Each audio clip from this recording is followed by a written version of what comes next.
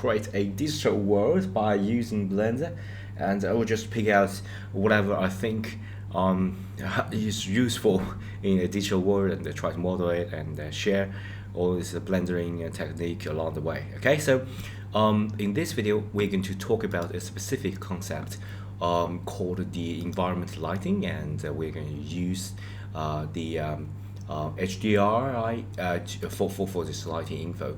So basically, if you like to get this environment lighted up, you might need lighting, okay? And you might change from points to sun to spotlight to area and all sort of things, but it's not so natural. So what I'm going to do is to use a HDR image for that. So here's a great website for you to download HDR image for free, and basically HDR image is a image that have a pretty high resolution that you can wrap it around this environment, and it's sort of like a skybox, and then the environment will get the light information from all that HDR photo. Okay, this is a website called Polyheaven, and you can just choose. I think let's just go to this website. And while it's loaded, I have a little favor to ask you guys, is that I'm trying to apply for YouTube partner program and still lacking the subscribers. So it really helped me a lot, and you're doing a huge favor to me, but it's just one click for you. Okay, so to subscribe to my channel and give this video a thumb up. Okay, I really appreciate that. And yeah, so you can go to the Polyheaven, and you can get a lot of assets for free, and you search HDRI, and you can get this a lot of info here. So we got indoors, we got urban, we got natural light, artificial light, all sort of things. I'm going to light the environment of the indoor environment, so I'm going to give a try of this ballroom. I think it's pretty good lighting. Okay, so you choose this 4K or whatever K that you want, and remember to choose HDR, and you can download that. Okay, so yeah, great website. And then you're going to import that to the Blender. I'm going to choose two methods. One is the simplest way to do it, the other using the node. So you are going to work out what's been happening underneath, under the hood, and then you can fine-tune it. Okay, so it's great fun. So what I'm going to do is to go back to a world. Okay, go back to this world, and I think I can click this world actually. So click this world properties, and we got the color here, right? And you can click this color, and what I'm going to do is to choose the environment. Okay, so environment texture. If you this is sort of texture. It's sort of like using the image to make it texture and then stick it around you. Okay, so we got the environment texture, and don't fret out. This is just a sort of default color. Don't fret. Just keep calm, because we're going to using an image to replace that. So what I'm going to do is to open a texture. I think I download that image and the ballroom HDR. Okay, so I think that's a pretty nice lit up. Okay, I think it's pretty good. And if you did not see that, you might just in this view, you just change that to this render view, and you can actually see that.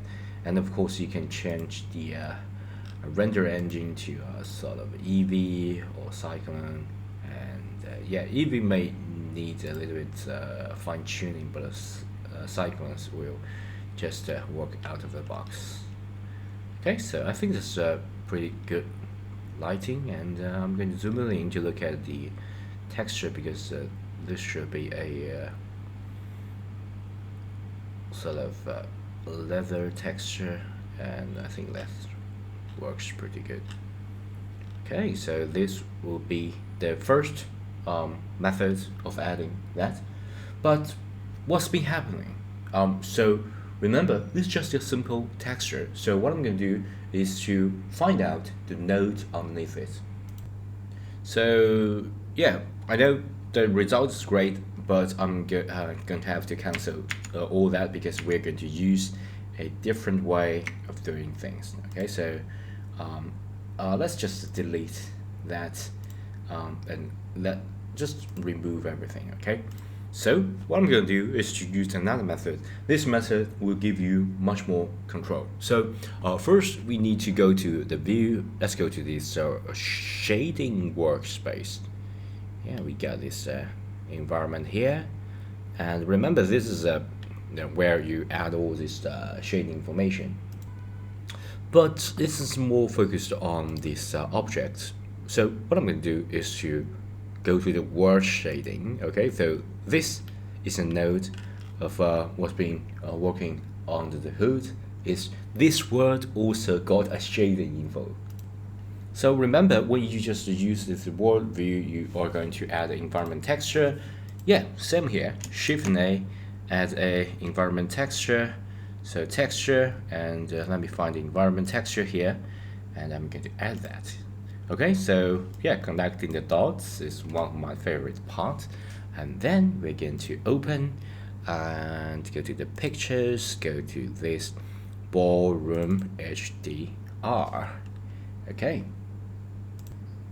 And yeah, you can get the exact same result, but you might ask, why the heck would I do that? This would involve much more steps. The reason for that is that I can fine-tune it. Okay, so if you go to the edit, first of course you need to switch that an important add-on called the Node Wrangler, and you go to this HDR, you Control and T to adding that mapping as well as the texture coordinate info. And what I'm going to do is to change the rotation. Okay, so you can actually change the words, and I think that works pretty amazing. So for example, what I like to rotate things, so I'm going to rotate the lighting info.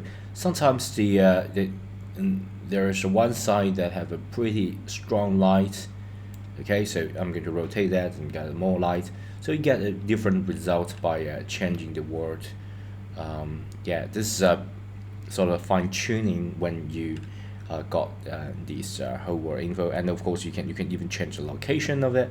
So for example, you can change the location, okay, up and down.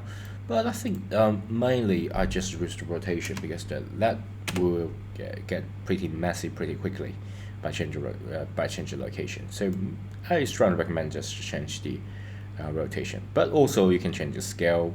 But I don't think that's really matter a lot. So yeah, that's how to fine-tuning it. So that's just two way of doing it. So next time, if you want to see the final rendering results and you want the result to be better, what you can do is to change your whole world's texture.